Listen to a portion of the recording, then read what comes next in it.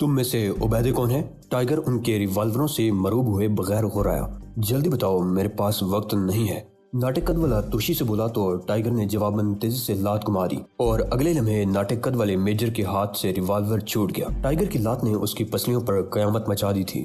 اس نے دونوں ہاتھوں سے اپنی پسلیاں دبائیں اور پھر انگلی سے دراز قد جنرل کی طرف اشارہ کر دیا، جو اس اثناء میں سیفٹی کیچ ہٹا کر ٹائیگر کا نشانہ لے رہا تھا۔ پھر اس نے اپنی انگلی کا سارا دباؤ لبلبی پر ڈال دیا اور کمرے کی فضا ریوالور کے دھماکے سے گونجنے لگی۔ لیکن جنرل یہ دیکھ کر حیران رہ گیا کہ اس کی کوئی گولی بھی نشانے پر نہیں لگی تھی۔ البتہ اس کا اپنا میجر ضرور سینے پر ہاتھ رکھے زمین پر دوہرا ہو رہا تھا۔ اس کی گولیوں کا نشانہ وہی بنا تھا۔ اس نے متلاشی نگاہوں سے ٹائیگر کو دیکھا، جو دیوار سے لگے صوفے پر بیٹھا مسکرا رہا تھا۔ اس کی مسکراہٹ موسیقی اڑانے والی تھی۔ عبیدے اس کی مسکراہٹ دیکھ کر غصے سے بے قابو ہو گیا۔ یہ ایک دن میں اس کی دوسری شکست تھی۔ آج ہی اسے کیمپ نمبر 2 کی تباہی کی اطلاع ملی تھی اور آج ہی ایک نوجوان اسے زخم پہنچانے میں کامیاب ہو گیا تھا۔ وہ جھپٹنے والے انداز میں ٹائیگر کی طرف بڑھا۔ تمہارا کھیل ختم ہو چکا ہے عبیدے، یہ کہتے ہوئے ٹائیگر نے اس کے دائیں کندھے پر کاٹ دار ضرب لگائی۔ اس کے ساتھ ہی اس نے اپنی ایڑی عبیدے کی پنڈلی پر ماری۔ دونوں ہی ضربیں انتہائی کاری تھیں۔ عبیدے کے حلق سے ایک دل خراش چیخ نکلی اور وہ کٹے ہوئے شہتیر کی طرح لڑکھڑاتے ہوئے فرش پر گر گیا۔ میں تمہیں جان سے نہیں ماروں گا عبیدے، لیکن تمہیں چاروں ہاتھوں پیروں سے محروم ضرور کروں گا، تاکہ تم ہمیشہ معصوم لڑکیوں پر ڈائے جانے والے مظالم کو یاد رکھ سکو۔ یہ کہہ کر ٹائیگر دوبارہ اچھلا اور اپنی ایڑیوں سے عبیدے کے بائیں ہاتھ اور ٹانگ پر ضرب لگائی۔ فضا میں ہڈی ٹوٹنے کی ہلکی سی آواز عبیدے کے حلق سے نکلنے والی چیخوں میں دب کر رہ گئی۔ ٹائیگر تیزی سے عقبی دروازے کی طرف بڑھا اور دروازہ کھول کر بدو کو اندر آنے کا اشارہ کیا۔ پھر اس کی مدد سے تمام لڑکیوں کو لینڈ روور میں منتقل کر دیا اور خود دوبارہ اندر آ گیا۔ اس نے ریوالور پر لگی ہوئی مشالیں اتار کر بستروں اور صوفوں پر پھینکنی شروع کر دی۔ جلد ہی دروازوں اور لکڑی کے زینے نے آگ پکڑ لی۔ عبیدے، اب تم صحیح معنوں میں اذیت پسندی سے لطف اندوز ہو سکو گے، ٹائیگر نے عبیدے کے باری برکم جسم کو دونوں ہاتھوں میں اٹھاتے ہوئے کہا۔ عبیدے نے بے بسی سے اس کی طرف رحم طلب نظروں سے دیکھا، لیکن اسے ٹائیگر کی آنکھوں میں سوائے نفرت کے اور کوئی جذبہ دکھائی نہ دیا۔ ٹائیگر نے اسے ایک جلتے ہوئے بیڈ پر اچھال دیا اور خود تیزی سے دروازے کی طرف بڑھ گیا۔ تاریک فضا کبا خانے سے بلند ہونے والے شعلوں سے روشن ہو گئی تھی۔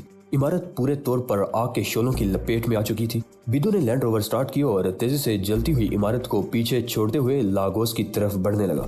لاگوس پہنچتے ہی ٹائیگر نے امریکی سفارت خانے کا رخ کیا اور وہیں سے چارہ گھر کو فون پر تمام تفصیلات سے آگاہ کیا تھا۔ پھر ایک گھنٹے بعد ہی امریکن ٹاسک فورس بستائی پہنچ چکی تھی اور ٹائیگر ایک چارٹرڈ طیارے میں نیو یارک کی طرف محو پرواز تھا۔ کیتھی ملر نیو یارک سے ایتھنز کے سفر پر تھی۔ اس کا ہم نشست ایک 30-32 سالہ شخص تھا، جس کے انداز سے نفاست اور شائستگی ٹپک رہی تھی۔ اس کی آنکھیں بری تھیں، لیکن چہرے کا رنگ تانبے کی طرح تھا۔ وہ یقیناً کھلی اور تپتی فضاؤں میں بہت عرصہ گزار چکا تھا۔ اس کا لہجہ نرم اور آواز صاف تھی، مگر نرم لہجے کے باوجود کیتھی اندازہ نہیں لگا سکی تھی کہ یہ شخص کس علاقے کا رہنے والا ہے۔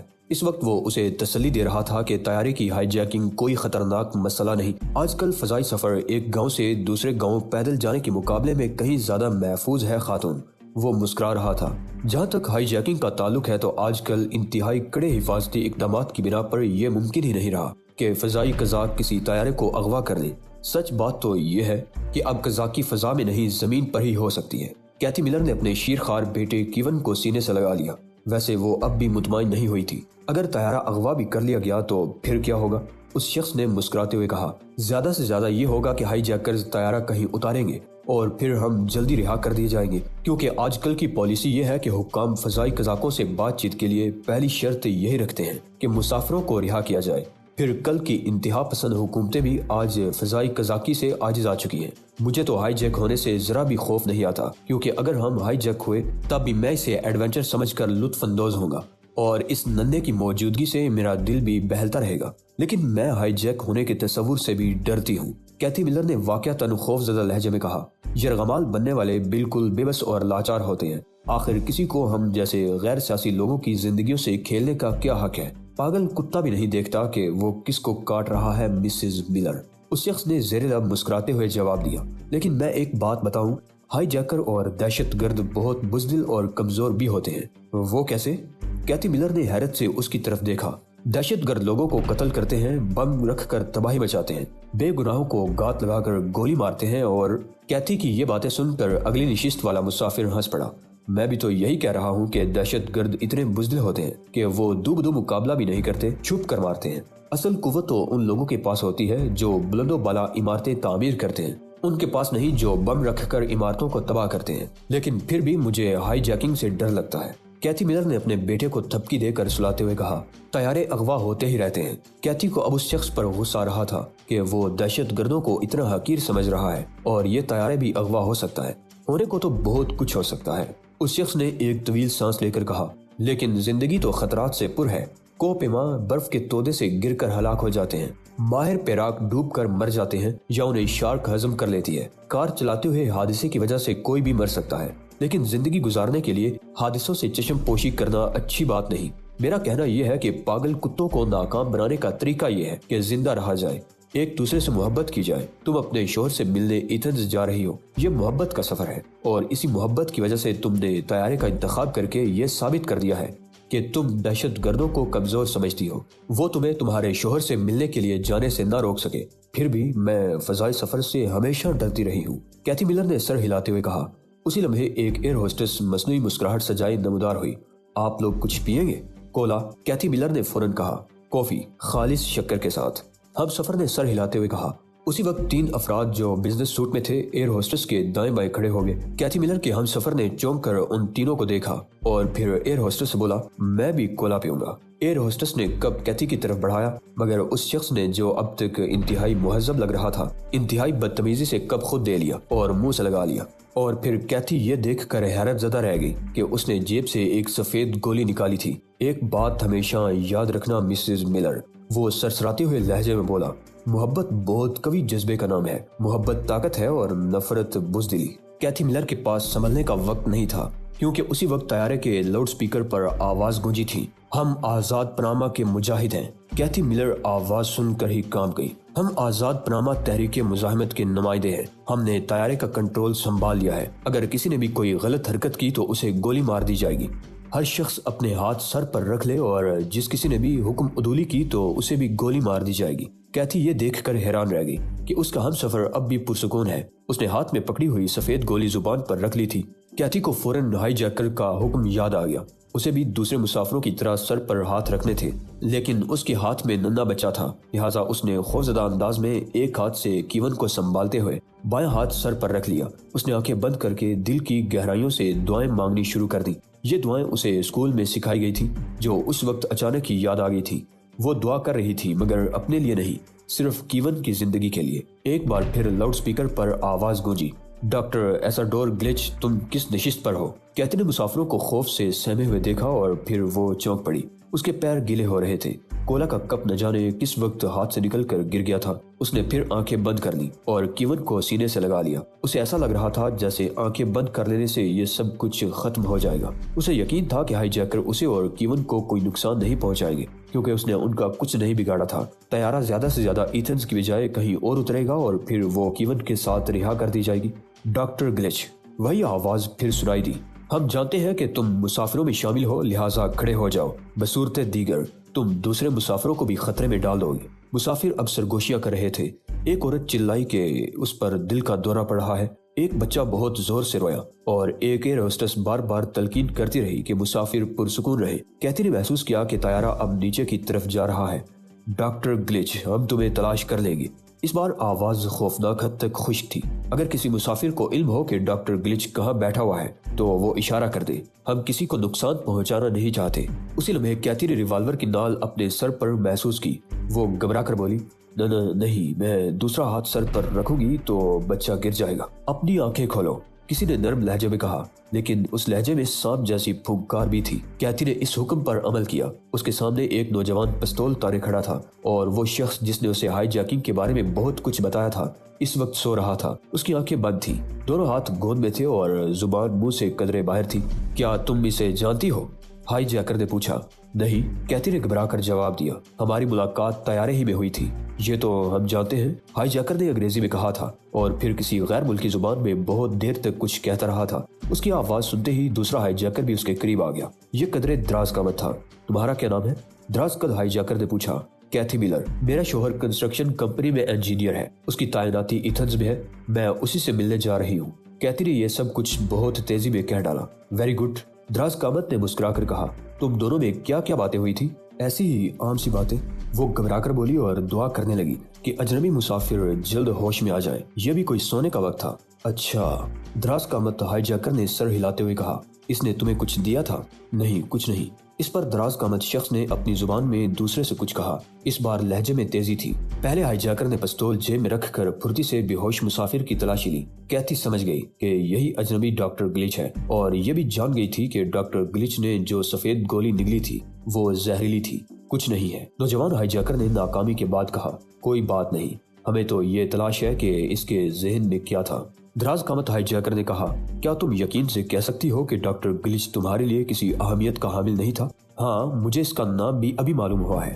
तब फिर जहन पर जोर दो। ये बताओ कि इसके आखिरी अल्फाज क्या थे?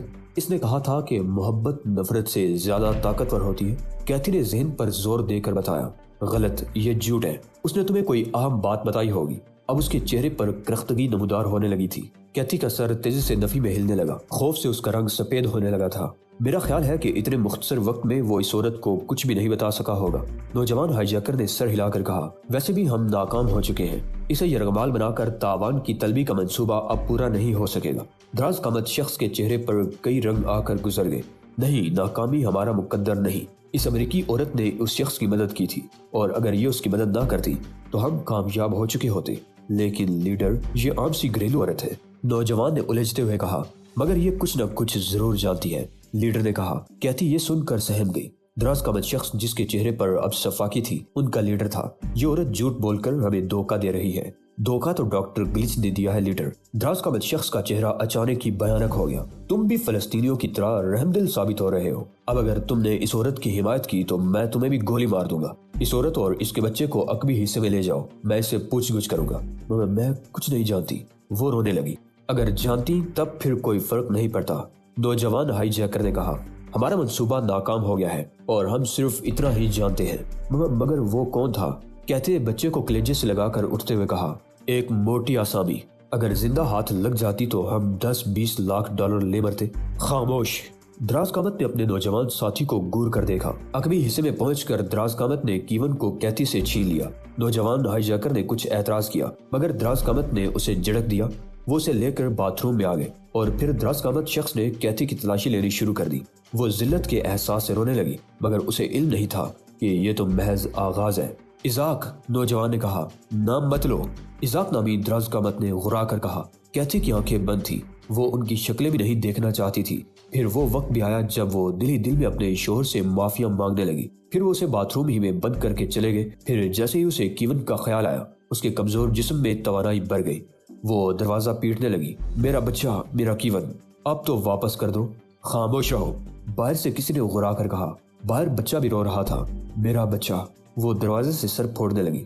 फिर अचानक ही कीवन के रोने की आवाज बंद हो गई। दरवाजा खुला और कुछ चीज उसकी तरफ उछाल दी गई। वो उससे बचने के लिए एक तरफ हो गई लेकिन उसे पछताना पड़ा। वो चीज तौलिया में लिपटा हुआ कीवन था। वो दीवार से टकराकर फर्श पर गिर पड़ा। उसने लपक कर उसे सीने से लगा लिया लेकिन अब कीवन में सांस नहीं थी। कीवन के सर से खून बह रहा था और उसकी गर्दन एक तरफ ढलक चुकी थी।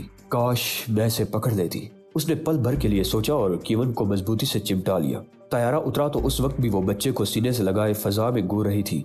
तायारा उतरने के चंद लम्हे बाद गोलियां चली और फिर खामोशी छा गई। हाईजैकर फरार हो गए, किसी ने चिल्लाकर कहा। मुसाफिर एथेंस पर उतरे तो ये खबर जंगल की आग की तरह फैल गई कि हाईजैकरों ने एक बच्चे को हलाक और उसकी मां को शदीद अजियत दी है। टेलीविजन पर उन लोगों के इंटरव्यू हो रहे थे। एक कमरे में 3 अफराद स्क्रीन पर नजरें जमाए हुए थे। उन सब की उम्रें 40 साल तक थी। वो नफीस सूट पहने हुए थे। तीनों की शानों पर कर्नल के निशानात नजर आ रहे थे। ये अमरीकी, रूसी और चीनी नुमाइंदे थे। उनकी आंखें कैथी मिलर के सुते हुए चेहरे पर थीं।